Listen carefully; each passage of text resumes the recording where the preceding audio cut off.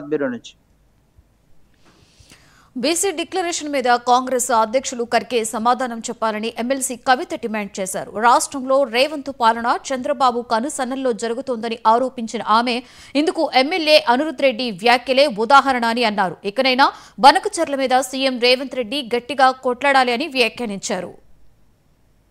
బనకచర్ల విషయంలో మీ అందరికీ తెలుసు, కాంగ్రెస్ పార్టీ మెతక వైఖరిని పాటిస్తూ ఉన్నది.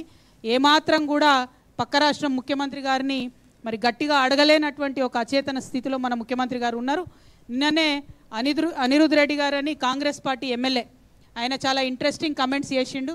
ఏమన్నారంటే కేవలం బనకచర్ల అనేటటువంటిది కాంట్రాక్టర్ల కోసం కడుతున్నటువంటి ఒక ప్రాజెక్టు, అదే కాంట్రాక్టర్లు అదే చంద్రబాబు నాయుడు గారి కోవట్లు, ఆయన మాటలు నాయి కాదు, అదే చంద్రబాబు నాయుడు గారి కోవట్లు తెలంగాణలో కూడా మోపైనరు, ప్రాజెక్టులన్నీ వాళ్ళకే వస్తున్నాయని పాపం కాంగ్రెస్ పార్టీ ఎమ్మెల్యే ఆయన గోడు వెళ్ళబోసుకున్నాడు. మరి అది వినన్నా గౌరవ ముఖ్యమంత్రి గారు తక్షణమే బనకచర్ల మీద పోరాటం చేయాలని కూడా మేము డిమాండ్ చేస్తున్నాం. బనకచర్ల